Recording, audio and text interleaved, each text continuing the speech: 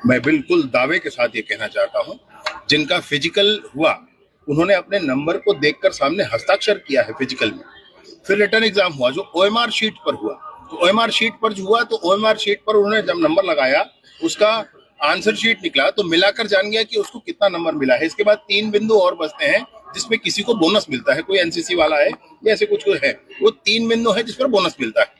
यही आधार है इसके सिलेक्शन का, किसी को फिजिकल में कितना मिला, फिर रिटर्न में कितना मिला और इसके बाद इसमें कितना मिला। अगर बोनस उसका है तो वो फिजिकल और रिटर्न के बाद बोनस एक अतिरिक्त चीज जुड़ती है। लेकिन इसके बाद भी अगर किसी को बात हुआ है, जो बात एक कह रहे हैं, अगर किसी को परेशानी हो रही है तो 3 दिन आज से ही शुरुआत हुई है।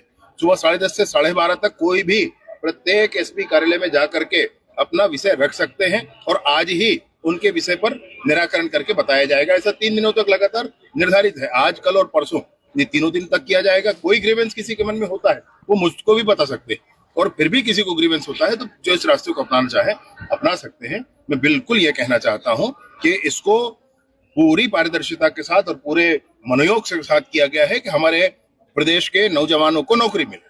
किसी को ये लगता है कि कुछ गड़बड़ी है, इन स्थानों पर जा सकते हैं एसपी कार्यालय में, मैंने आपको बताया या मुझे भी बताया। एक जो विषय आया था नारायणपुर का, उसमें बहुत सारे जो एप्लीकेशन के नंबर थे वो कॉपी पेस्ट हो गए थे, उसको तुरंत दूसरे दिन ही, मैं उसी दिन ही उसको संशोधित करके क्लियर कर दिया गया।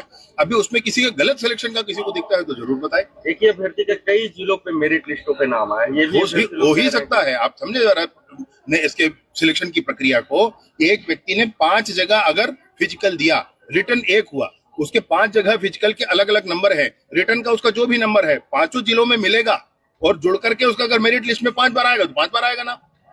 आप समझ रहे मेरी बात? ये इस तरीके से बात आएगा। इसमें कहां किसको क्या परेशानी है, फिर भी 3 दिनों रेगुलर एसपी के कार्यालय में बैठकर बात कर सकते हैं। जिसको चाहिए मुझे बता सकते हैं, फिर भी मन में कोई संशय है तो जो मन आए उस रास्ते पर जा सकते हैं। कांग्रेस भी इस मामले में कूद गई है, वो लोग भी आरोप लगा रहे हैं। कांग्रेस कूदे कि बसपा कूदे भाई, उससे कोई लेन देन नहीं है। वो अपने कार्यकाल में तो नियुक्ति नहीं करा पाए थे, मेरी बात समझना आप, नियुक्ति नहीं करा पाए थे। और मैं खड़े होकर के पूरी मीडिया के सामने आज बात कह रहा हूं, एक भी गलती कोई मुझे निकाल कर दिखाएगा मैं उस व्यक्ति को दंडित करूंगा जिसने ऐसा किया।